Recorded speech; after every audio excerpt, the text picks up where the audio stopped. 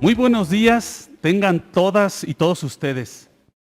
Nos da mucho gusto volver a saludarles en este segundo día de actividades de nuestro 11º Congreso Internacional de Contaduría, Administración, Informática Administrativa y Mercadotecnia, que organiza la Facultad de Contaduría y Ciencias Administrativas de la Universidad Michoacana de San Nicolás de Hidalgo.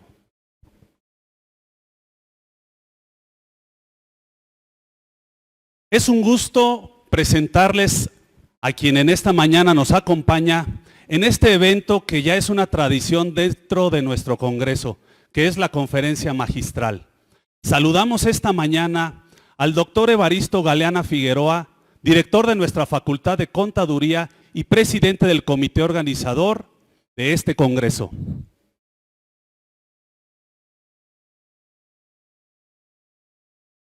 Y como lo comentaba, ha sido una costumbre y una característica de este Congreso contar con expositores, con personas, con profesionistas, con catedráticos de alto conocimiento, de alta experiencia, que ha venido y que vienen a compartir sus experiencias y sus trabajos con todos nosotros. En esta 11ª edición no es la excepción. Contamos con un extraordinario expositor que le agradecemos mucho su presencia aquí con nosotros para compartir sus experiencias y sus conocimientos con todos ustedes. Me refiero al doctor Francisco Ortiz Arango, coordinador de investigación en la Escuela de Ciencias Económicas y Empresariales de la Universidad Panamericana, Campus México. Bienvenido, doctor, a su casa. Sin más preámbulo, vamos a dar inicio a nuestra conferencia magistral que se titula Efectos de la Reforma Energética de 2013 sobre los precios, ventas y comercio exterior del gas natural en México, así como su impacto social y ambiental. Como mencioné hace un momento, estará a cargo del doctor Francisco Ortiz Arango, del cual me voy a permitir leer una breve reseña de su currículum. Francisco Ortiz Arango es físico matemático y maestro en ciencias por la Escuela Superior de Física y Matemáticas del Instituto Politécnico Nacional, con maestría en investigación de operaciones por la UNAM. Doctor en ciencias financieras por el Tecnológico de Monterrey. Curso de alta dirección en innovación tecnológica por el Instituto Panamericano de Alta Dirección de Empresas, IPADE. Postdoctorado en economía financiera en la Escuela Superior de Economía del Instituto Politécnico Nacional. Miembro del Sistema Nacional de Investigadores con nivel 2. Dentro de su puesto o de su actividad actual, es profesor investigador y coordinador de investigación en la Escuela de Ciencias Económicas y Empresariales. Es coordinador, editorial y coautor de los volúmenes 1, 2, 3 y 4 del libro Avances recientes en evaluación de activos y administración de riesgos. Coordinador editorial y coautor en el volumen 1 del libro Fronteras en Economía Financiera. También es coordinador editorial y coautor del volumen 1 del libro Crecimiento, Desarrollo y Crisis Financiera. Una visión crítica de la economía. Autor de diversos artículos de investigación en el área de finanzas, publicados en revistas de investigación especializadas, tanto nacionales como extranjeras. Dentro de su experiencia profesional, fue director fundador de la carrera de Ingeniería en Innovación y Diseño, director de la carrera de Ingeniería Industrial, director general del Centro Panamericano de Investigación en Innovación, UP-IPADE, líder del proyecto de implementación del Sistema de Gestión Educativa, ERP, PeopleSoft, en las sedes México y Guadalajara. Líder de proyecto UP Procesar, financiado por el CONACYT, para el desarrollo de un modelo de riesgo operativo. Sin más preámbulos, damos la más cordial bienvenida al doctor Francisco Ortiz Arango. Bienvenido a su casa, doctor.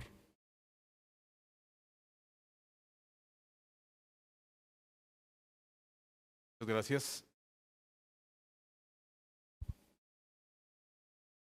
Vamos a proceder con las reglas de sana distancia. Pues antes que nada, quiero agradecer a la Universidad Mexicana de San Nicolás de Hidalgo la deferencia que tuvo conmigo para invitarme a presentar algunas de nuestros avances de investigación que hemos venido realizando en los últimos años. Quisiera mencionar ahí en la reseña un paso importante que origina parte de este trabajo, es nuestra participación como directores del Centro de Regulación Energética y Economía del Desarrollo de la Universidad Panamericana, ¿sí?, el cual tuve el honor de dirigir hasta hace unos meses. Entonces, a raíz de este proyecto, de este centro de investigación, pues salieron a la luz varias investigaciones relacionadas con el sector energético de nuestro país. En esta ocasión, pues vamos a platicar un poco de unas investigaciones que hicimos sobre los efectos de la reforma energética o las reformas energéticas que hemos tenido en el país, ¿no?, en particular de 2013, ¿sí?, y la afectación que esta tuvo en los precios del gas natural, las ventas y el comercio exterior, cómo está nuestra balanza, cómo nos afecta esto del gas natural y cómo esto nos ha generado ciertas, digámoslo, afectaciones o apoyos, depende de cómo se vea, en el impacto con el tema social y el tema ambiental. Entonces, vamos a empezar. Vamos a la agenda de esto, es una introducción, vamos a hablar, tomaremos algunas gráficas, tomaremos algunos valores que nos dan un encuadre de la situación, plantearemos algunos antecedentes de cómo estaba la situación antes de las reformas energéticas del 95 y del 2013. Posteriormente ya nos enfocaremos a una investigación muy concreta que realizamos con el doctor José Carlos Ramírez y el doctor Juan Rosellón, ¿no?, referente a los temas de los precios y la balanza comercial del gas natural en México. Y pasaremos a las conclusiones, ¿no? Y finalmente, bueno, hay una bibliografía, supongo que la presentación estará disponible para la gente y vendrá una serie de preguntas y respuestas que tomarán aquí, serán por escrito y yo trataré de contestarlas, está en la parte final. Bien, como les decía yo, vamos a hablar en esta ocasión de los temas relativos con el gas natural en México, de manera muy particular en el tema de los precios que ha tenido el valor del gas natural, cuál ha sido el valor monetario y volumen de las ventas nacionales. Por un lado es el volumen, cuánto estamos vendiendo, comprando, y cuál es nuestra balanza comercial en dinero y cuál es una afectación que hemos tenido con esto, ¿no? Igualmente con el saldo neto. Ahí veamos un poquito más, ahí está. Y vamos a comentar los impactos sociales y ambientales. Esto es muy sensible. Vamos acá. Bueno. Las reformas energéticas han sido un tema muy comentado, ¿no? Hay visiones a favor, visiones en contra. La postura personal no es ni a favor ni en contra, tratamos de ser lo más imparciales posible con base en resultados analíticos, ¿sí? Sin embargo, cuando se plantearon ambas, el objetivo fue fortalecer un marco normativo que favoreciera, por un lado, la sustentabilidad ambiental y también la sustentabilidad desde el punto de vista financiero, económico, que de alguna manera aterrizara en el país. Las cosas a la luz del tiempo no se han aterrizado de manera adecuada, ¿no? Y eso es lo que tratamos de vislumbrar en este trabajo, ¿no? ¿Con base en qué? Bueno, pues si fomentamos la competencia, ¿no?, si se establecen reglas claras, si se establece una mejor competencia, en principio deberíamos de tener beneficios por precios en esto, ¿no? Mejora de servicios. O sea, lo que nos dicta la historia, lo que nos dicta la experiencia es que cuando hay competencia y reglas claras, podemos esperar mejores servicios en calidad y en precio, ¿no? Bajo esta lógica se estableció esto, ¿no? Después vemos que estas dos reformas, tanto la del 95 como la del 2013, tienen ciertas diferencias con otros procesos de reformas energéticas que se han dado en otros países, ¿no? En nuestro caso particular, tenemos limitaciones jurídicas, ¿sí?, y políticas. Pues tenemos un mercado, en el caso concreto del gas, dominado por una empresa pública, ¿no? Pemex.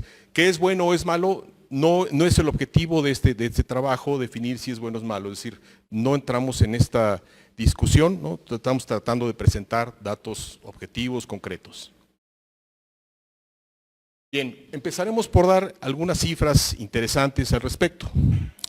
La Agencia Internacional de Energía nos presenta, son datos de todo el mundo. Lo que vemos aquí son el suministro de energía por tipo de fuente de México entre 1990 y el 2019, ¿no? En este análisis lo que vamos a ver es que tenemos carbón. El carbón es este azul clarito. Bueno, si no se alcanza a ver, es este que está aquí. Entonces, las unidades que tenemos son kilotoneladas de petróleo equivalente. Para tener una referencia, una tonelada de petróleo equivalente equivale a 41.868 gigajoules, o sea, 41.86 millones de joules, que es una unidad de energía. Es muchísimo, ¿no? Y tiene equivalencia de una tonelada equivalente de petróleo equivale a 1.43 toneladas de carbón mineral. Es decir, el poder calorífico, o sea, cuánto puede calentar una tonelada, se mide y equivaldría a 41.86 millones de joules, ¿no? A eso equivaldría en energía. Bueno, entonces estas son las unidades. Lo que tenemos entonces es que el carbón en México, ¿verdad? Pues aporta, ¿no? Ahora, ¿esto es bueno o es malo? Bueno, tenemos hoy una discusión en torno a que se está utilizando o se pretende utilizar más el carbón. En términos absolutos, pues vemos que la participación del carbón en la matriz energética de México no es tan fuerte, ¿no?, como puede ocurrir en otros países de Europa. Esto puede dar pie a que el gobierno actual pretenda incrementar el consumo de carbón, ¿no?, como un sustituto, y veremos por qué razón. Tiene sus pros y tiene sus contras, como todo. En el caso concreto del gas natural, que es lo que vamos a trabajar, lo que vamos a ver es que en 1990 estábamos alrededor, proporcionaba el suministro de energía de poco más de 25,000 gigajoules, kilotoneladas equivalentes, y esto ha ido subiendo al grado que en el 2019 estamos alrededor de los casi 70,000. Es decir, se ha triplicado, ¿sí?, básicamente se ha triplicado el consumo de gas natural en México de 1990 al 2019. En 30 años hemos triplicado el consumo.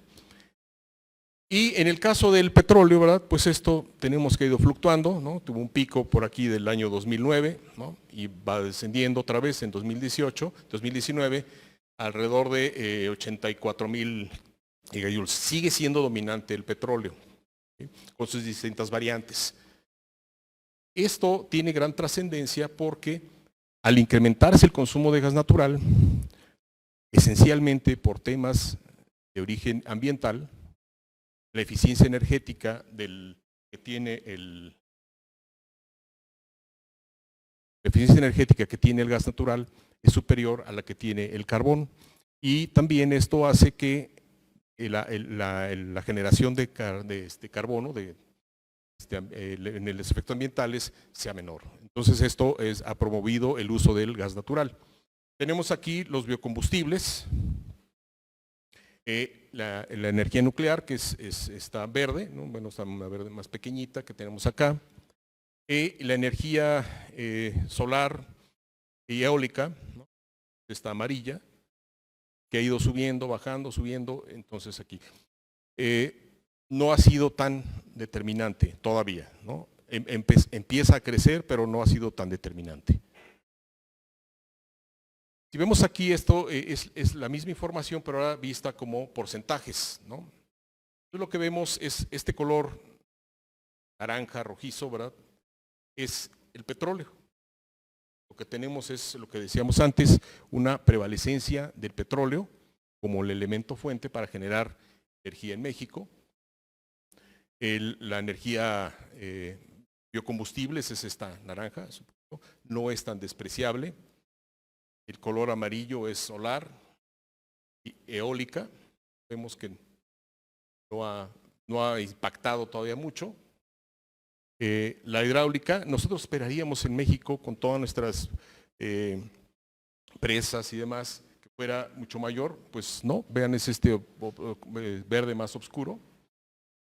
Verde más clarito es la nuclear, pues esta no ha variado.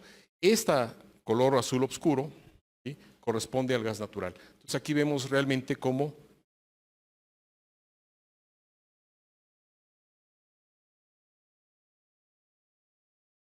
se ha incrementado.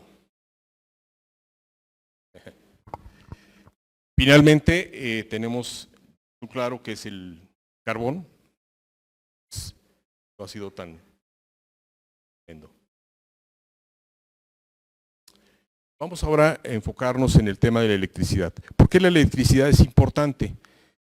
Tratando de disminuir los efectos ambientales de contaminación, el uso de electricidad como una fuente de energía en los automóviles, en el funcionamiento industrial, en motores, en generadores, en fin, se ha ido incrementando. Entonces, ahora, ¿cómo la vamos a generar? Porque la energía eléctrica pues es una energía secundaria, ¿no? Entonces, ¿qué requerimos como energía primaria para generarla? Vemos aquí claramente cómo esta es la generación de electricidad a través de gas natural. Entonces, aquí tenemos el gas natural, ¿sí?, se ha convertido en la fuente principal de generación de electricidad. Vemos por otro lado el petróleo, ¿verdad?, que es esta que está aquí, pues ha ido disminuyendo su participación en la generación de electricidad. La nuclear, pues bueno, aquí lleva, más o menos se ha mantenido constante, ¿sí? La hidráulica, ¿verdad?, pues tiene, pues como los ciclos, si llueve mucho, llueve poco, ¿verdad?, pues es esta verde que está aquí. Esto es lo que tenemos. Bien, lo que vemos, la parte más interesante, pues es esta, ¿no?, que el gas natural se ha convertido en la principal fuente para generar energía eléctrica. Bien.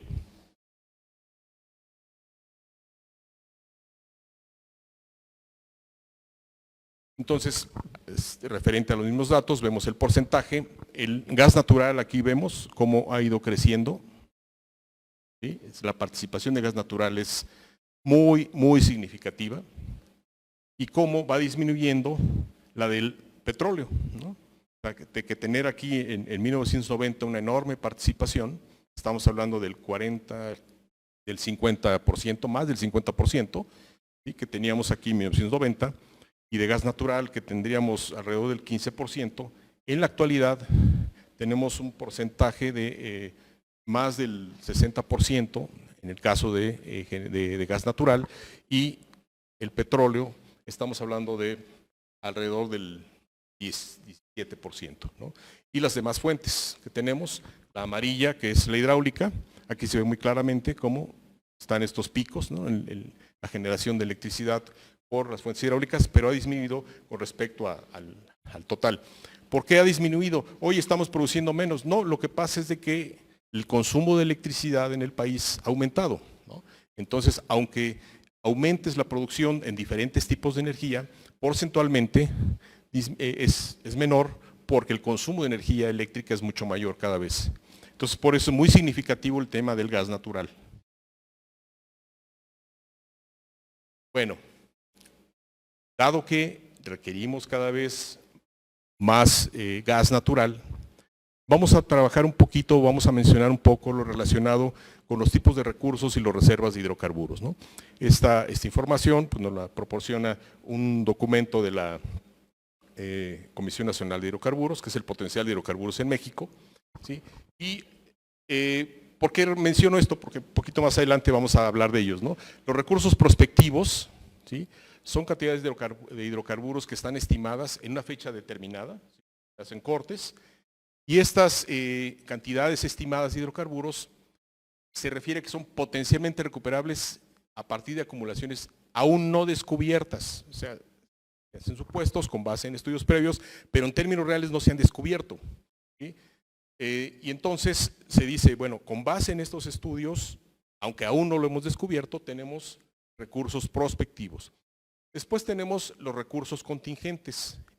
Igualmente son estimaciones de cantidades de hidrocarburos, una fecha determinada, que son potencialmente recuperables a partir de acumulaciones ya descubiertas. En este caso ya se descubrieron y potencialmente se puede obtener una cierta cantidad, porque no todo lo que se descubra pues es extraíble, ¿no?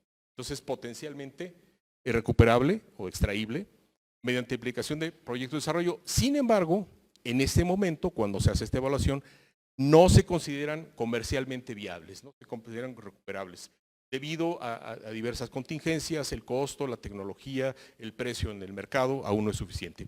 Y finalmente, lo que se considera las reservas, que ahí son cantidades de hidrocarburos, ¿sí? Que ahora sí son comercialmente recuperables, ¿sí? Se hacen en proyectos de desarrollo y esas sí ya fueron descubiertas y determinadas. Entonces, aquí tenemos una prospección con base en estudios, pero no se ha descubierto. Aquí, una prospección, ya se descubrieron, pero no es económicamente viable o técnicamente viable todavía. Y en el caso de las reservas, estas ya se descubrieron y en principio son viables desde el punto de vista técnico y económico. A partir de esto, ya vamos a las reservas. Las reservas son de tres tipos. Las reservas que se denominan 1P son aquellas en que existe al menos una probabilidad del 90% de que las cantidades de recuperar, es decir, que sean extraigas, sean iguales o mayores al 90%. ¿Sí? Esas son las reservas 1P, tanto para gas como para petróleo, en general para hidrocarburos. Después tenemos las reservas 2P. Las reservas 2P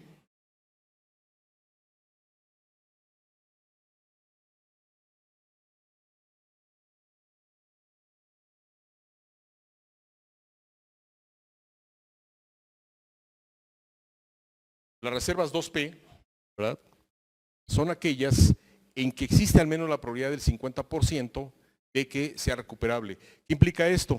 Que vamos a absorber dentro del consumo o la clasificación de reservas 2P lo que tenemos en 1P más las 2P, es decir, que tenemos que tengan más del 50% de probabilidad de ser extraíbles. Y finalmente las 3P, ¿no?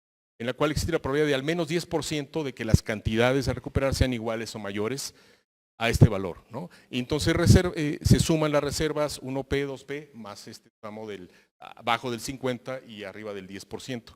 Aquí tenemos abajo del 90 y arriba del 50%, y aquí tenemos entre el 100 y el 90%, ¿no? Es 1P, 2P y 3P.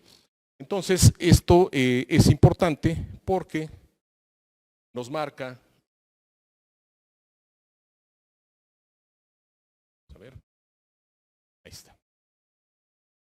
Vamos a ver la evolución de las reservas de México.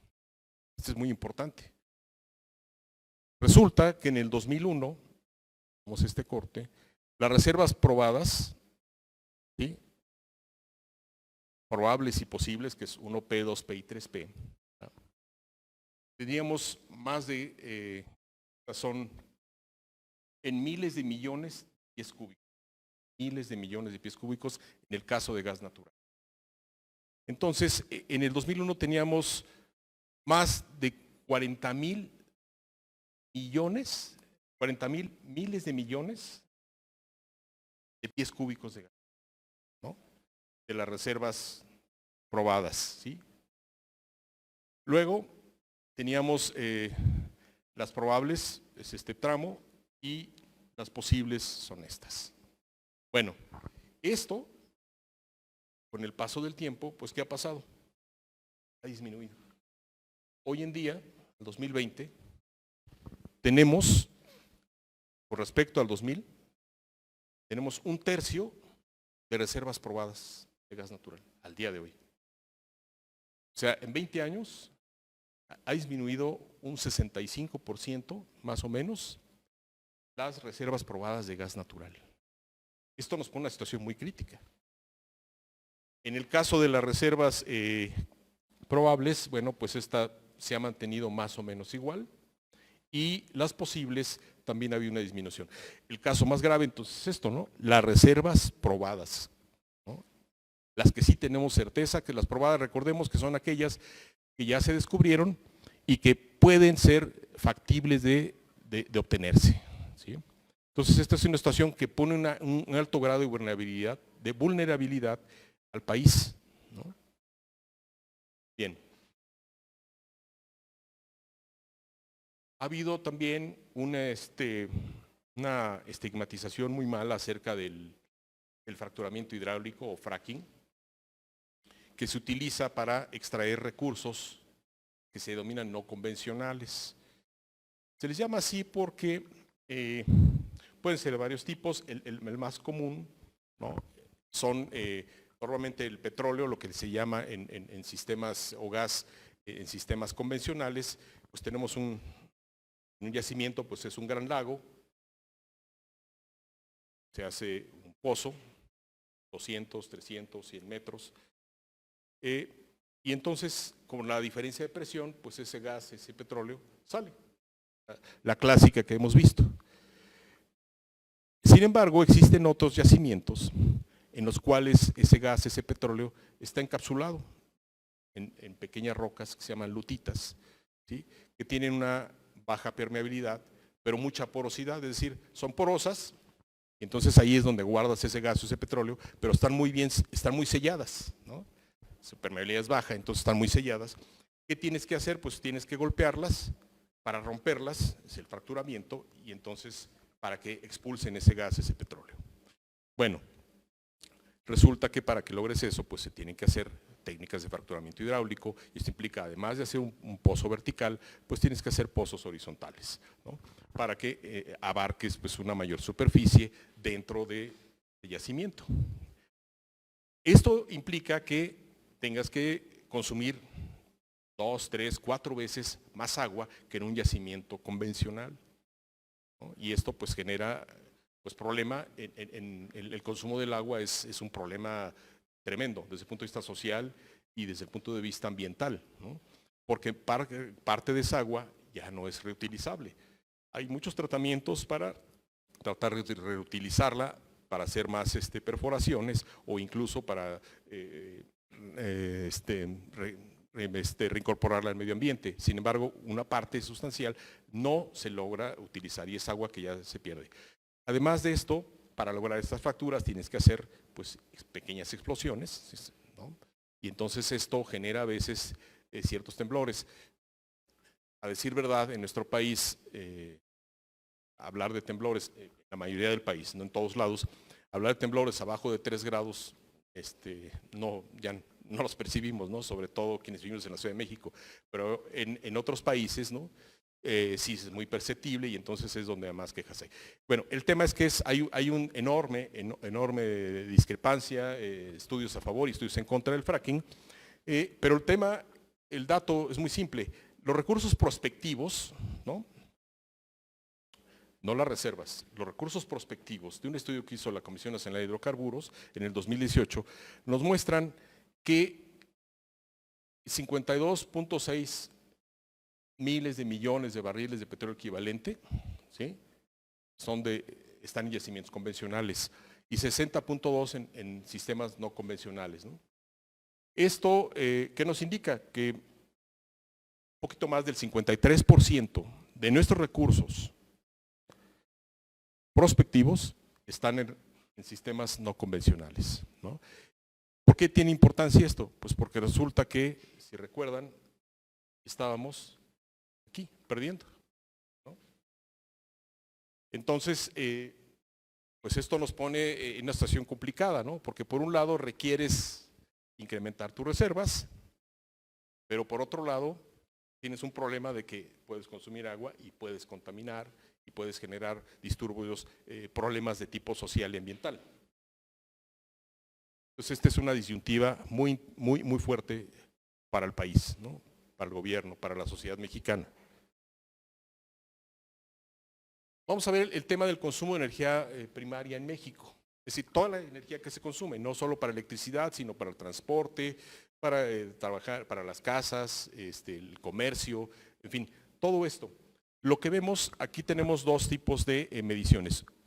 El color oscuro, ¿sí?, corresponde al consumo de energía primaria per cápita y el consumo de energía primaria como país. Este está en exojoules, es una cantidad impresionante de energía, ¿no? La color naranja es esta, es a nivel país. Y lo más significativo es el tema per cápita, ¿no?, que es esta, más oscura. Lo que vamos viendo es que en nuestro país es esta medida en gigajoules. En 1965, que es cuando empieza esta medición, estábamos alrededor de 25 gigajoules por persona. Es un consumo bajo. Hoy en día estamos alrededor de arriba de 60 gigajoules. ¿Sí? Del 1965 al 2019, al 2020, hemos incrementado sustancialmente 2.5 veces el consumo de energía per cápita, energía total del país. Esto pues se genera un bienestar en la nación. O sea, hay varios estudios relacionados a este tema de que el consumo de energía es uno de los elementos, uno de los factores que miden el bienestar o la mejora de la calidad de vida de las personas. Entonces el hecho de que nuestro país, de 1965, claro, estamos hablando de 55 años, tengamos 2.5 veces más energía consumible per cápita, quiere decir que hemos mejorado en ese aspecto al menos, ¿no? Y esto nos da un mejor posicionamiento desde el punto de vista social para nuestra población. Claro, las medidas per cápita, como sabemos, pues no son necesariamente no es que a todos nos toque lo mismo, pero al menos a nivel estadístico sí hay disponibilidad de recursos. Bien.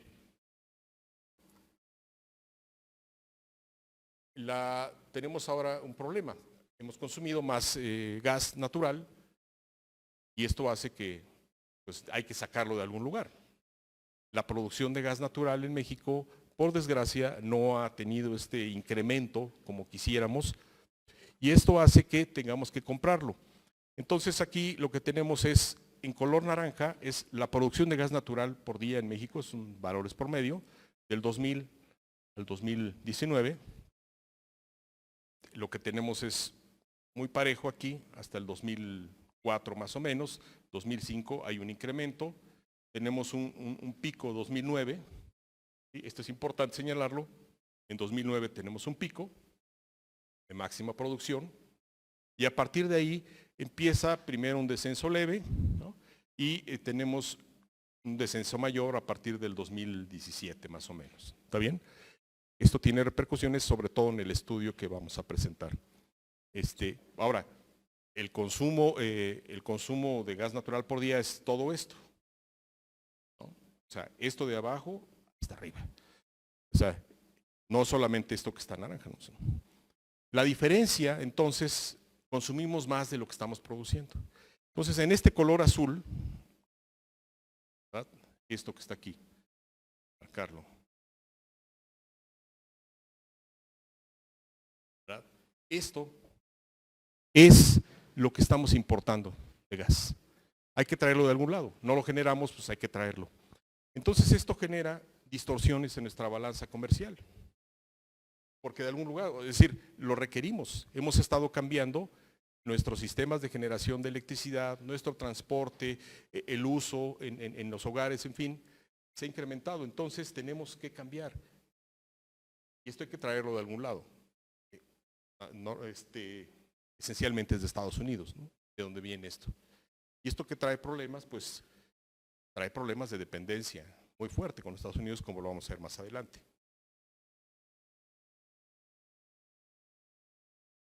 Bien. ¿Qué hemos visto también? Oye, consumes más energía, contaminas más. Entonces en México lo que vamos a ver es los millones de toneladas de dióxido de carbono. Este es uno de los elementos, no es toda la contaminación, es uno de los más significativos, el dióxido de carbono, no es el único. Hay azufres, hay nitrógenos, en fin, otros compuestos, pero uno de los más significativos es el dióxido de carbono, ¿no? Está medido. Entonces son millones de toneladas. Pasamos en 1965 de alrededor de 65,000. Al día de hoy estamos presentando cerca de 500,000, 480,000 millones de toneladas de carbono, emisiones de dióxido de carbono. Entonces, claro, esto no solamente es, bueno, decíamos, el consumo, la distribución de energía per cápita aumentó 2.5, pero también ha aumentado la población del 65 a la fecha. Entonces, están aunadas dos variables que han ido creciendo. Y esto entonces nos da este consumo interesante de la participación de México en el sistema de contaminación, en el dióxido de carbono de manera muy concreta.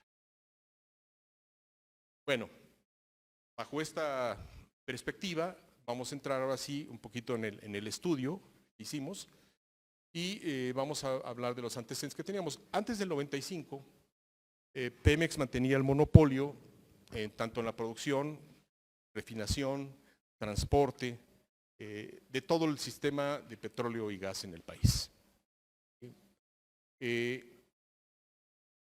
Se le pide a Pemex que haga una reestructuración, ¿sí? Programa de racionalización, recortó parte de la mano de obra, ¿no? La fue disminuyendo. Sin embargo, por políticas institucionales, el tema del gas natural no era negocio. Por lo tanto, bueno, si el precio del petróleo está muy alto, o sea, no es porque sea un capricho, ¿no? O sea, si tienes un precio de petróleo más alto, pues tú lo que quieres es vender o generar o producir lo que más dinero te produzca, ¿no? Y entonces el tema del gas natural no era negocio, ¿no? No era una prioridad, por lo cual se enfocó básicamente a hacer trabajos en yacimientos, exploraciones en petróleo. Y entonces el gas natural pues no era estratégico. No se considera importante. Y en ese momento, ahora decíamos, Pemex era el operador, regulador, todo, ¿no? Tenía el control absoluto de todo lo referente al gas y al petróleo en el país. ¿Qué era lo más utilizado? Pues el combustóleo, ¿no? Que es uno de los residuos o es uno de los productos más baratos de la generación del petróleo, ¿no? Cuando saca el petróleo, pues se extraen varios derivados. Uno de ellos, pues, es el combustóleo, que es uno de los recursos, digamos, más bajos en la escala, ¿no? de precio y de generación de calor en todos los derivados del petróleo. Y se utilizaba esencialmente para hacer funcionar motores, para transporte, para generar electricidad, ¿no? Mucho combustóleo. México producía mucho, en esencia también por el tipo de petróleo que tenemos en México, que es petróleo pesado, ¿no? No tenemos petróleos ligeros, no es lo que predomina, sino predomina en México petróleos pesados. Entonces esto también hace que pues no se puedan producir en la proporción que uno quisiera, óptima, entre comillas, de ciertos derivados de mayor valor agregado. Entonces el combustóleo se empezó a utilizar porque era de los productos más baratos. El problema que tiene el combustóleo es que es altamente contaminante, a tal grado que hoy tenemos un problema muy grave. A partir de este año, 2020, la Agencia Internacional de Energía, diferentes organismos internacionales, pues han proscrito el uso del combustóleo como combustible de las embarcaciones navieras, ¿no? Entonces México, que tiene un alto contenido de la producción de derivados del petróleo, México produce un alto porcentaje de combustóleo y tenemos un problema. ¿Qué le hacemos? O sea, no se puede utilizar para uno de sus mercados importantes, que era el uso en el transporte marítimo, no lo puedes tirar porque es contaminante y lo estás generando, o sea, no puedes suprimirlo. Entonces es un problema para Pemex, ¿sí? Es un problema técnico. Tienes que hacer algo. Ese algo que puede ser, oye, pues si no lo puedo tirar y no lo puedo vender, pues tengo que consumirlo. Y esa es una de las causas técnicas por las cuales se está promoviendo el uso de combustóleo, aunque tenemos por el otro lado el que es altamente contaminante. Por eso se suprimió su utilización, ¿no? Es una disyuntiva muy compleja para las autoridades actuales, ¿no? No es tan simple, no son caprichos necesariamente. Hay cuestiones técnicas que nos demandan esta situación. Además de sus costos, se presenta un crecimiento en ese periodo de la demanda de gas natural, ya lo vimos antes, ¿no? Empieza a crecer el consumo. En ese momento, previo a las reformas, se empiezan a introducir cambios en la estructura de la industria que afectaban el tema de los precios, la regulación arancelaria y el régimen del otorgamiento de permisos, ¿no? Se empieza a ver que, a pesar de que los precios eran buenos, pero eran muy volátiles, ¿sí? Se empieza a vislumbrar en el 92, ¿sí? Buscar atraer la inversión privada en gasoductos, tanto para la distribución como el almacenamiento y su comercialización. Por eso se permite en ese año la inversión privada en la generación de energía bajo ciertas características, ¿sí? En octubre del 93, entonces, oye, vamos a permitir, pues, ¿cómo regulamos eso? Se crea entonces en el 93, dentro de la Secretaría de Energía, una área que se llama la Comisión Reguladora de Energía, ¿no? El objetivo de la Comisión Reguladora de Energía era regular el sector eléctrico únicamente en proyectos de autoconsumo, cogeneración y energía independiente, ¿no? Los cuales requerían vender sus excedentes de generación de electricidad a la Comisión Federal de Electricidad. Entonces esto empieza a haber unos cambios, ¿no? Pero la CRE solamente se dedicaba a esto, ¿no? Bueno, todos estos antecedentes nos llevan a que en 1995 se veía la necesidad de hacer una reforma un poquito más seria, más profunda, concretamente en el tema del gas natural. Y entonces se crea una reforma institucional, no es constitucional, en ese momento es una reforma institucional. Esta reforma el mercado gas natural y abre el mercado de manera más decidida a la inversión privada. ¿Sí? En este momento se liberaliza el mercado, pero de una manera, esta liberalización fue compleja, es decir, no vamos a abrir ya que entre todos, ¿no? O sea, es complejo. ¿Qué tanto abres? ¿Cómo regulas esa apertura? Tenemos aquí, ¿por qué era compleja? Combinaba monopolios naturales, el tema de Pemex, ¿no? y CFE, porque CFE es uno de los grandes consumidores de gas, ¿no? Al incrementarse la producción de electricidad utilizando gas natural, pues CFE era un gran consumidor, un gran participante y es un monopolio. Entonces, pero tenías que abrir a estos monopolios la oportunidad de que hubiera competencia. Entonces, la producción se protege como monopolio, entonces se deja, oye, la producción sigue siendo parte controlada por Pemex como monopolio, pero la competencia era posible desde el punto de vista, aunque era posible desde el punto de vista técnico, se deja esto, pero la transmisión y la distribución de gas se mantuvieron como monopolios naturales, pero la comercialización se reconoce como un mercado ya disputable. ¿Qué significa esto? Que hay condiciones para que entre la competencia. Se modifica entonces así parte del marco legal de la industria de gas natural y se crean el reglamento de gas natural, lo crea la CRE, donde se establecen el marco regulatorio, especifica cuáles son las condiciones de la operación, la organización y las regulaciones de la industria del gas natural a un largo plazo, ¿sí? Este es un primer intento de establecer ciertas normas, ciertas reglas claras para que empiece a haber competencia, una competencia justa. En este caso, los actores importantes, ¿quiénes fueron? Los transportistas, los operadores de las instalaciones de almacenamiento, ¿sí? Distribuidores, consumidores y Pemex, ¿sí? El gas natural, pues se mueve a través de ductos, pero se tiene que almacenar, ¿no? Entonces, ¿cómo almacenas esto? Es muy caro generar todo el sistema de gasoductos, es muy caro, y luego cómo los vas almacenando, porque no todo lo que estás produciendo, lo ideal es que tengas almacenes, ¿no? Un stock ahí, entonces vas generando, pero no todo se va distribuyendo. Entonces aquí el sistema de transporte era fundamental, y ahí es donde entra la competencia.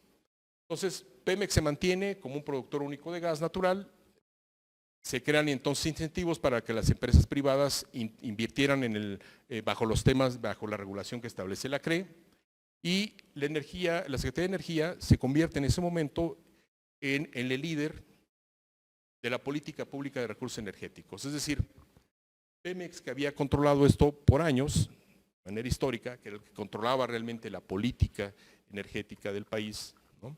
Empieza a ceder ante la Secretaría de Energía, que empieza a establecer las directrices de política pública al respecto. Posteriormente, la CRE, Comisión Reguladora de Energía, se separa de la Secretaría de Energía y se convierte en una agencia gubernamental independiente, ¿no? Con autonomía técnica.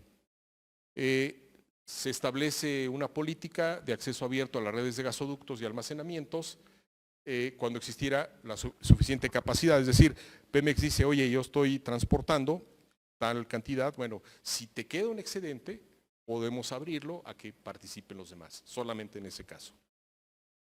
Los distribuidores en este caso, los distribuidores deberían permitir el acceso abierto a sus redes en caso de que un distribuidor generara su propia red, tenía que dar acceso abierto a la distribución de otros competidores, incluyendo Pemex, obviamente, buscando garantizar esas condiciones de competitividad. Como decíamos al principio, ¿qué se buscaba? Que haya condiciones de competitividad. ¿Para qué? Pues para que haya mejores precios y un mejor servicio, ¿no? La competencia, en principio, busca esto de una manera, buscar la eficiencia de los mercados. Entonces, este reglamento buscó contrarrestar de alguna manera ese papel dominante de Pemex, ¿no? De ser el que controlaba todo el mercado y dar acceso a otros jugadores, ¿no? Buscando el beneficio del consumidor final.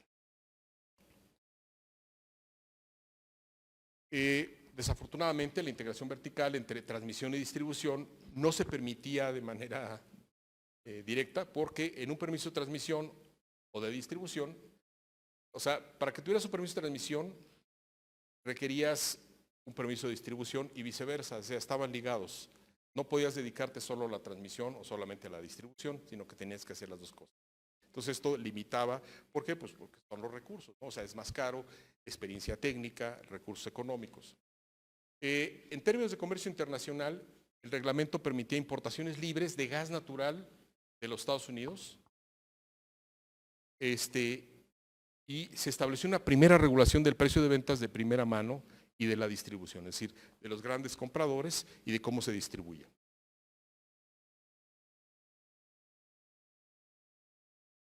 Bueno, abres todo esto, pero los responsables de la política pública se enfrentaron entonces a un problema. ¿Cómo vamos a regular el precio del gas natural? Después de considerar diversas experiencias internacionales, tomaron como referencia el precio del gas en un punto estratégico de los Estados Unidos, en un hub, que es el Henry Hub de Estados Unidos, y se ajustaba ese costo. ¿Cuánto cuesta? Bueno, cuesta en Henry Hub $2, $2.50. ¿Y cuánto cuesta traerlo desde allá hasta Ciudad Pemex? Y ese es el precio de referencia, ¿no? Así se ajustaba el precio de referencia.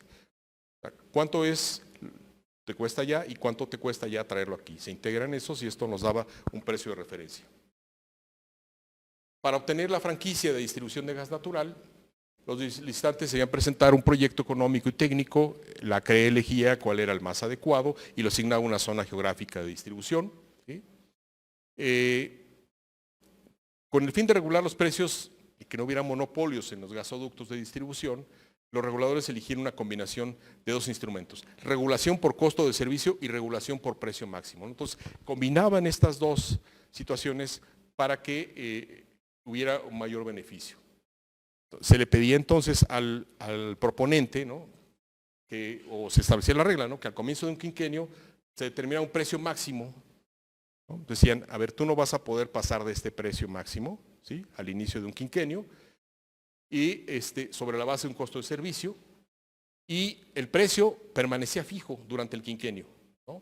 Y solamente había ciertos ajustes por temas de inflación y de eficiencia, ¿no? O sea, puedes ajustar con base en la inflación, pero no puedes subir mucho más, ¿no? Es decir, oye, el mercado subió mucho, ahí te quedas.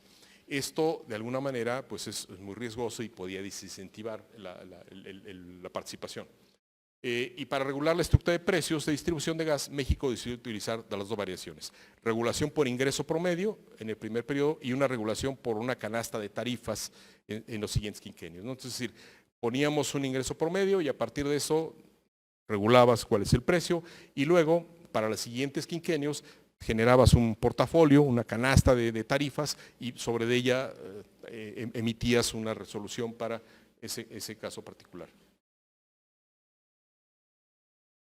Bueno, esto fue básicamente hasta 2005. En 2013, ¿sí?, con todo este marco,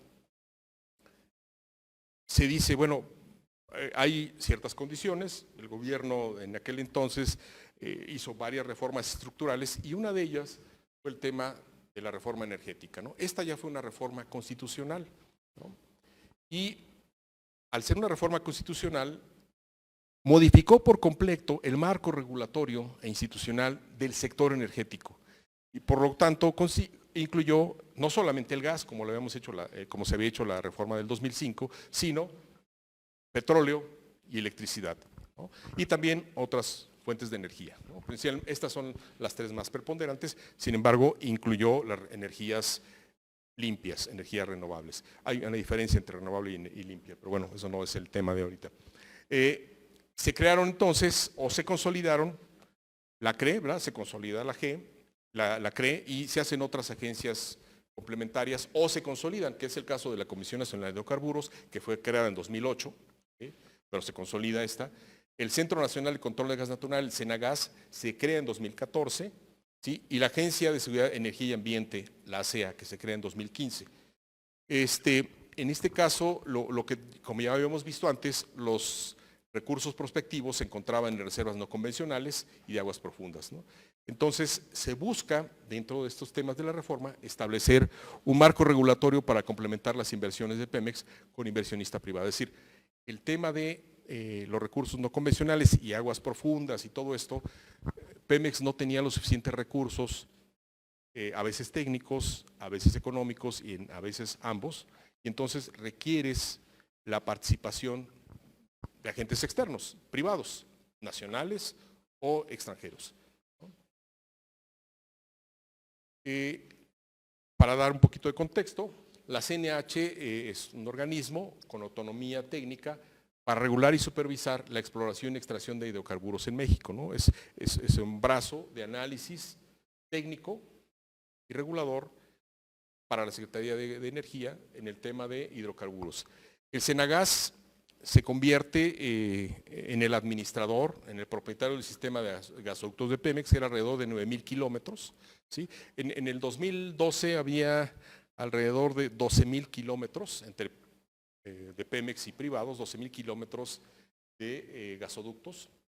Actualmente andamos cerca de los 19,000, ¿no? O sea, del 2012 al 2019 ha crecido más del 50%, ¿no?,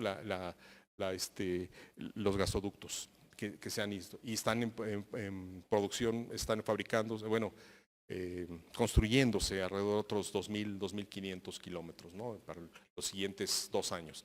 Entonces, ha habido un incremento sustancial en el tema de los gasoductos. Esto entonces rompe la integración vertical de la industria del gas natural, ¿no?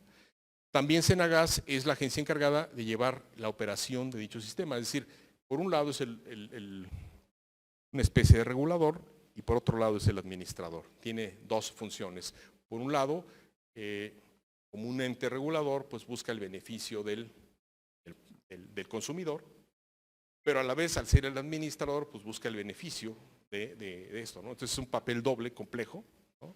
jugar el doble papel de, por un lado, buscar el beneficio del consumidor, pero a la vez tienes que buscar como empresario, como administrador de los recursos, pues que haya condiciones al menos de no salir perdiendo, ¿no? Entonces es la función del Senagas. Y la CEA, ¿sí?, la Agencia de Seguridad de Energía y Ambiente, debería regular la seguridad industrial de las instalaciones petroleras, de gas, y expedir regulaciones de protección ambiental, ¿no? Esa es la parte que la CEA le corresponde. Digo, todas estas tienen mucho más funciones, esto es una versión muy resumida, ¿no? La reforma de 2013 entonces tenía por objetivo incrementar la producción petrolera, incrementar la capacidad de las redes de gasoductos y asimismo incrementar las capacidades de transporte, almacenamiento, distribución del petróleo y de combustibles líquidos y obviamente del gas natural, ¿no? Se proponía en aquel momento, o se pensaba que con las diversas esquemas de apertura, ¿no?, con licitaciones, todo esto, se iban a lograr inversiones de alrededor de 50,000 millones de dólares en el sector energético de hidrocarburos de México. Que esto no serviría para complementar las inversiones requeridas para que el sector en adquisición de equipo, tecnología y hacer los estudios correspondientes e incrementar las reservas en aguas profundas y ultraprofundas, así como no convencionales que requiere el país, ¿no? Habíamos visto ya que tienes una alta prospección, más del 50% estaban en no convencionales y bueno, pues requerías recursos. Bien, lo que vemos es que en 2010 la producción de gas natural empieza a declinar, ¿no? Veamos que hay un pico en 2009 y a partir de ahí empieza a declinar. En 2007 el gas natural representó el 39,25% del consumo total de energía primaria en México. En el 99 Pemex consumió el 42% de gas natural, la industria el 31%, la generación de electricidad el 22% y clientes residenciales y comerciales 6%. En el 2017, vean la diferencia, ¿no? Pemex de 39,25 en el 99, 42%, a 7,1%. La industria ya consume el 33,5%. ¿Sí? La industria no incrementó mucho, teníamos 31, ahora aquí 33. La generación de electricidad 31,2 cuando tenía antes 22, ¿sí? Y para el uso comercial y residencial 28,2, que antes teníamos 6%. ¿Sí? Hay una migración en el uso del gas natural, ¿sí? La parte comercial y la generación de electricidad y el consumo de Pemex, ¿no?, que baja de 42 al 7%.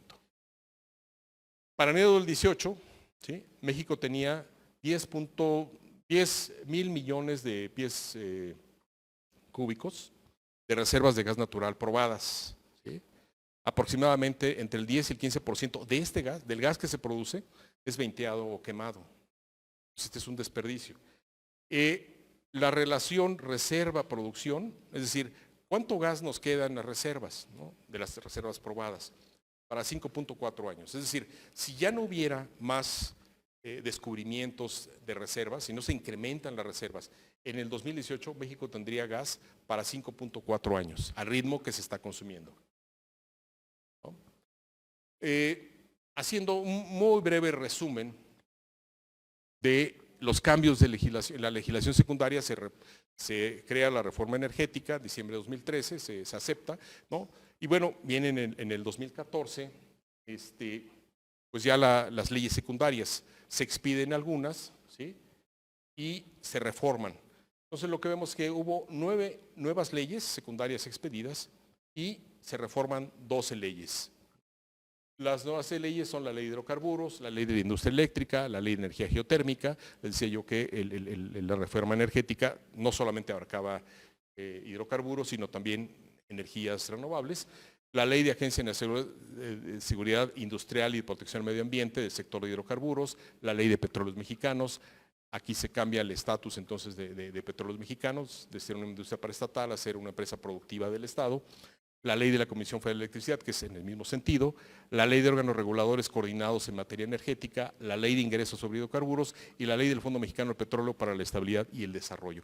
Estas tienen finalidades diferentes para generar distintas actividades, ¿no?, o generar fondos de apoyo al desarrollo de la industria, ¿no?, generar nuevas tecnologías, apoyar proyectos de investigación, en fin. y se reforman 12 leyes. La ley de inversión extranjera, ¿por qué? Pues porque teníamos que permitir que pues ahora invirtieran también extranjeros en el sector. La ley minera, ¿por qué? Pues porque afecta las minas de carbón. La ley de asociaciones público-privadas, la ley de aguas nacionales. ¿Por qué? Pues porque tenemos que utilizar, si estábamos pensando en que quizás se utilizara el fracking, pues el uso del agua pues es fundamental. La ley federal de entidades paraestatales, porque cambian, ¿no? De Pemex y CFE, dejan de ser empresas paraestatales y se convierten en empresas productivas del Estado.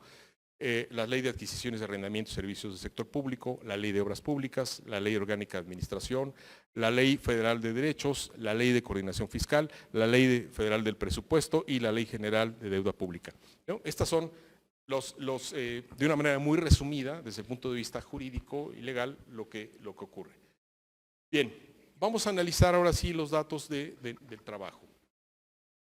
Los datos utilizados son esencialmente, provienen del sistema de información energética de la Secretaría de Energía, que básicamente los obtiene de Pemex, pero es un sistema que tiene la Secretaría de Energía, que tiene bases de datos muy interesantes, muy buenos. Hay que consultarlos, ¿verdad? De la Secretaría de Energía, ¿no? El sistema de información energética. Los temas que vemos aquí, vamos a analizar las variables más importantes del comercio exterior, ¿sí? Y las ventas nacionales de gas natural entre enero de 2009 y diciembre de 2007, es el estudio. Las series mensuales sobre valores y cantidades de ventas nacionales incluyen las transacciones totales y su división por sectores, es decir, analizamos el consumo de ventas nacionales de gas nacional, se divide en industrial y a la parte eléctrica, son los más importantes, y las de comercio exterior van a aparecer desplegadas en volúmenes y valores del saldo neto de la balanza comercial. Como veíamos, nuestra balanza comercial ha sido en déficit, ¿no? O sea, estamos comprando más de lo que estamos produciendo. La balanza comercial de gas natural, el color, el déficit en la balanza, es decir, en millones de dólares mensuales, ¿no? Es este anaranjado. Solamente en mayo del 2007 estábamos prácticamente parejos. En este momento, mayo de 2007, lo que vendimos, porque México le vende también a Estados Unidos, ¿no? O sea, hay exportaciones de gas natural. Es esta línea que está aquí, que prácticamente si la vemos, está pegada. Está pegada a cero, pues es mínimo, ¿no? Lo que vendemos a Estados Unidos. La anaranjada, pues es la que es el déficit. La azul es lo que compramos. Lo que vemos prácticamente es que como aquí es cero, ¿no? Vamos terminando ahí, ¿no? Bien. El volumen de importación y exportación en miles de pies cúbicos por día, pues es esta. Aquí lo vemos. ¿Sí?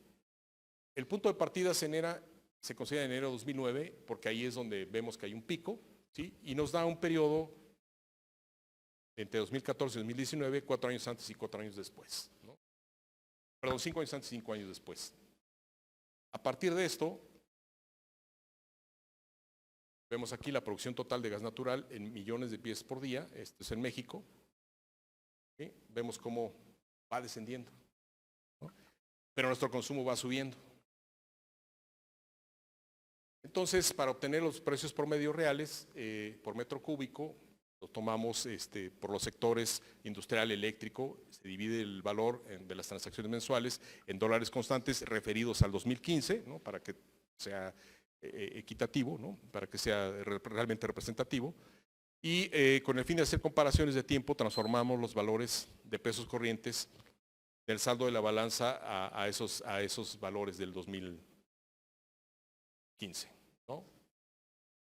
Después de esto analizamos el comportamiento dinámico, ¿sí? Entre las series y vimos la estacionalidad y se hicieron las pruebas para ver la estacionalidad de estas series, donde encontramos que la hipótesis nula fue que las series de tiempo son estacionarias respecto a una tendencia determinista, y la hipótesis alternativa es que las series siguen un proceso de raíz unitaria.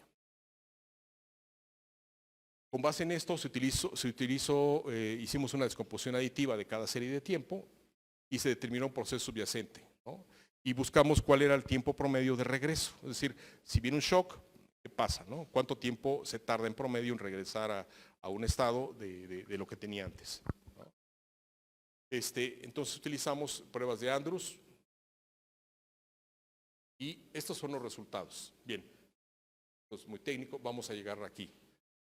En las gráficas de descomposición aditiva, que vamos a ver más adelante, se ve que los choques, ¿no?, tardan entre 5 y 29 meses en que se restablece la situación. ¿Está bien?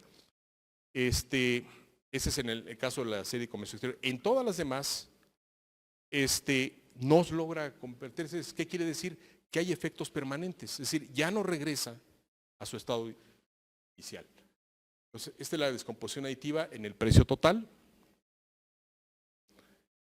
En el precio de industria y distribuidoras, ¿verdad? Lo que vemos es esto, lo observado. Esta es la tendencia. Esta es la parte de estacionalidad y movimiento aleatorio. Entonces lo que vemos es que hay semejanzas. Este es en el caso del precio para el sector eléctrico. En realidad son parecidas. El volumen de importaciones. El tema del comercio exterior, lo que vemos es la tendencia baja y luego vuelve a subir.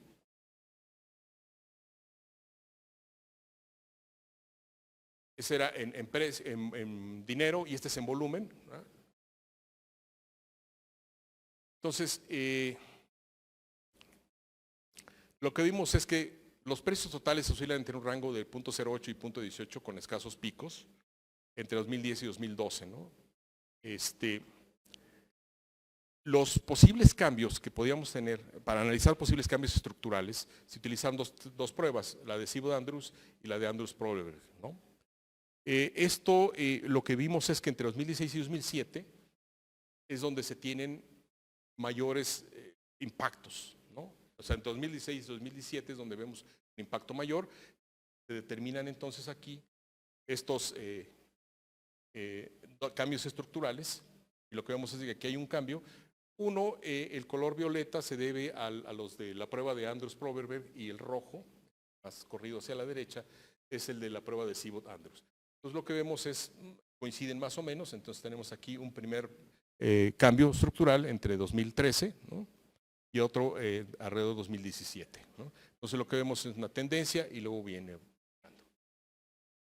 Ese es en comercio exterior de gas natural, baja y luego sube otra vez.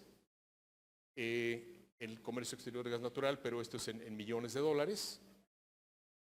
El servicio a las distribuidoras, el servicio eléctrico, va fluctuando y luego otra vez vuelve a subir. El precio del gas natural. Y bueno, la intuición económica de estos resultados, ¿sí?, es que los precios del gas natural son más estables porque se fijan por los mercados internacionales, ¿no? No dependen tanto de nosotros, por suerte o desgracia, ¿no? Tenemos los quiebres estructurales cuando se analizaron los años entre 2007 y 2011. La serie de volúmenes son más volátiles debido a que dependen fuertemente de las variaciones de la demanda interna y de la errática producción local, ¿no?, como hemos visto. Los volúmenes de importación de gas natural han estado aumentando, ¿no?, a una razón de 2.4 veces entre 2014 y 2018. ¿Sí? Concretamente, tras concluir el gasoducto de Los Ramones, pasamos de 622 millones de pies cúbicos en el primer año a 1.712.607 millones de pies cúbicos en el último año, ¿no? Las cifras de importación representan aproximadamente 65% del consumo nacional de la compra diaria de gas natural. Esto es una situación muy complicada. Vamos a saltarnos un poquito estos elementos. Son las pruebas, ¿sí? Ahora, las conclusiones, ¿no? Se comprobó que las series de tiempo bajo estudio tienden a ser estacionarias, ¿sí? La aplicación de las pruebas estadísticas sustentan la existencia de quiebres, tanto en intercepto como en tendencia, y modifican la dirección de las trayectorias de las series entre 2016 y 2017. Los principales eventos de la industria de gas natural en estos cambios de tendencia tienen que ver con el incremento en la capacidad de transporte de la red nacional, Durante ese periodo 2016-17 se añadieron más del 50% de capacidad nueva en el transporte de gas por el gasoducto de Los Ramones, en esencia, hay otros más. Y mientras que los volúmenes de importación de gas natural han sido en efecto estimulados por la reforma, ¿sí? Aumentando a razón de 2.4 veces. Es decir, la reforma incentiva, ¿no? O sea, oye, pues estás buscando mejores precios, ¿no? Sale más barato traer petróleo, digo gas, de Estados Unidos que hacerlo en México. El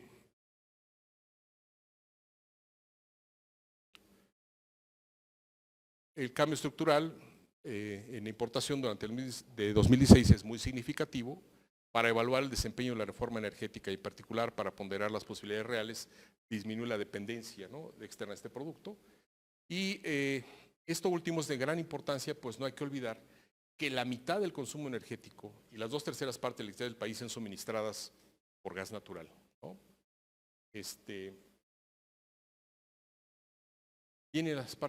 Los análisis realizados nos aportan evidencia estadística del impacto permanente en las reformas de gas natural en México, ¿sí?, que han tenido en valor del comercio exterior de ese hidrocarburo. Esto es importante, ¿no?, porque el tema del comercio exterior, esta balanza, nos afecta desde el punto de vista social, económico, muy fuerte. Es decir, esa dependencia que tenemos en la adquisición es tremendo. ¿Cuáles son las implicaciones políticas en política pública de este hallazgo? Uno, puede ser que las reformas, podemos verlo como que las reformas han inducido una dependencia de México. Es una primera lectura, ¿no? O sea, gracias a las reformas se ha inducido una mayor dependencia de México del gas, shale gas o el gas de fracking de los Estados Unidos, debido a la minimización de costos, ¿no? Como decíamos al principio, o sea, yo busco eficiencia con base en la competencia, es más barato, mejor, bueno, pues entonces vamos a procurar esto. Pero tiene otros elementos importantes. Si en México no vamos a producir gas con fracking, entonces dices, ahora le transporto ese costo ambiental a Estados Unidos, ¿no? Ellos contaminen su fracking, con su gas, en la extracción de su gas, utilicen el fracking y entonces el problema es de ellos. Entonces, por ahí lo vemos desde un punto de vista medio positivo, ¿sí? La segunda visión o la segunda interpretación sería, hay que revertir la apertura de las reformas al sector energético, ¿no?, que es una visión que se tiene particularmente ahora, ¿no? Y aceptar entonces la existencia de un monopolio nacional, o sea, regresemos a la existencia de un monopolio nacional verticalmente integrado en producción de gas natural. El problema es que dicha política pública no sería minimizadora hasta lo que tenemos visto ahora de costos, ni amigable con el medio ambiente, ¿sí? El hecho de que las distintas agencias reguladoras del país asuman las funciones de revisar, de supervisar a los productores, en concreto a Pemex y a los otros, garantizaría un poquito más el impacto, que el impacto ambiental fuera mejor, ¿no? Sin embargo, teníamos esto, ¿no? Hago un pequeño paréntesis. El fracking se ha venido utilizando en México desde hace más de 50 años, ¿no? No solo porque hay pozos convencionales que requieren prácticas de fracking, ¿no?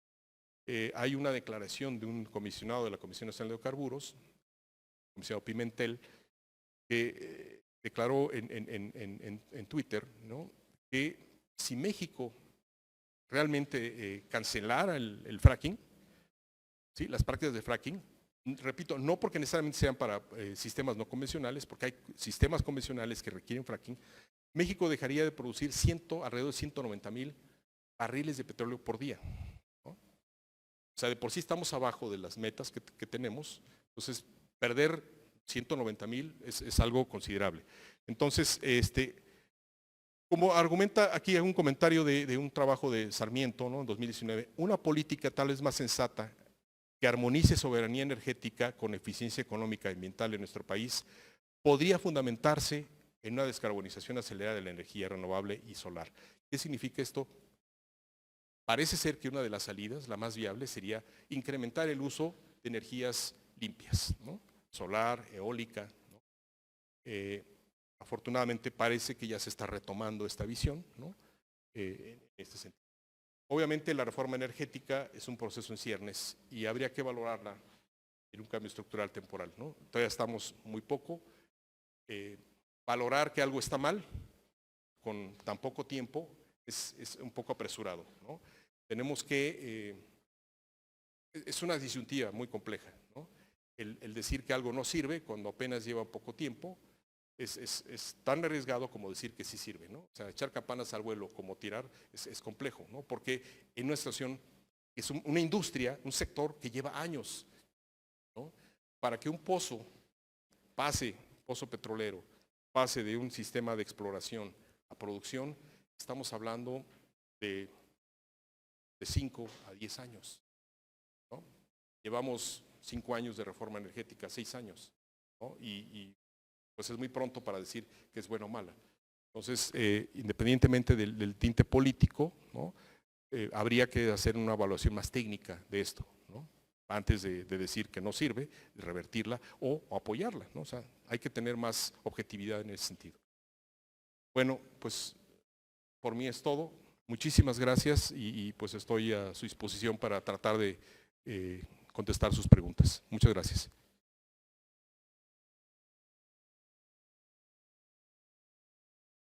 Bueno, pues muchísimas gracias al doctor Francisco Ortiz Arango por su extraordinaria participación y por su extraordinario tema y sobre todo venir a compartir con todos nosotros sus conocimientos. Solamente mencionarle de manera muy breve, hubo comentarios en vivo de felicitaciones, un extraordinario trabajo, felicitarle por su investigación y en ese sentido fueron los comentarios. Voy a solicitarle al doctor Evaristo Galeana Figueroa, presidente del comité organizador de este 11º Congreso y director de nuestra Facultad de Contaduría, tenga a bien entregarle un reconocimiento al doctor Francisco Ortiz por su participación en esta conferencia magistral.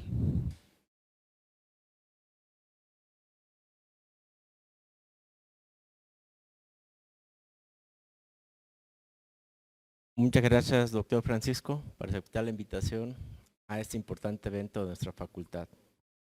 A nombre de nuestra universidad, de nuestra facultad, del comité organizador y de toda nuestra comunidad, le otorgamos el presente reconocimiento a Francisco Ortiz Arango por su participación con la conferencia magistral denominada Efectos de la Reforma Energética de 2013 sobre los precios, ventas y comercio exterior del gas natural en México, así como su impacto social y ambiental, durante el 11º Congreso Internacional de Contaduría, Administración, Informática Administrativa y Mercadotecnia.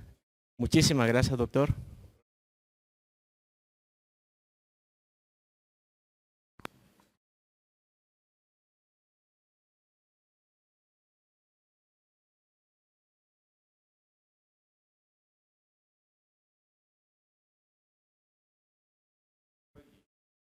Tienen mis datos en la universidad y con todo gusto, si alguien quiere ahondar en el tema, pues con todo gusto los podemos intentar apoyar, ¿no? Muchas gracias, muchas gracias.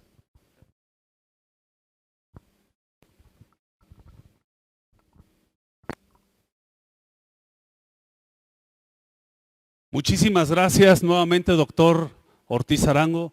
Doctor Evaristo, muchísimas gracias y sobre todo muchísimas gracias a todas y todos ustedes por el favor de su atención. Que tengan una excelente tarde. Hasta pronto.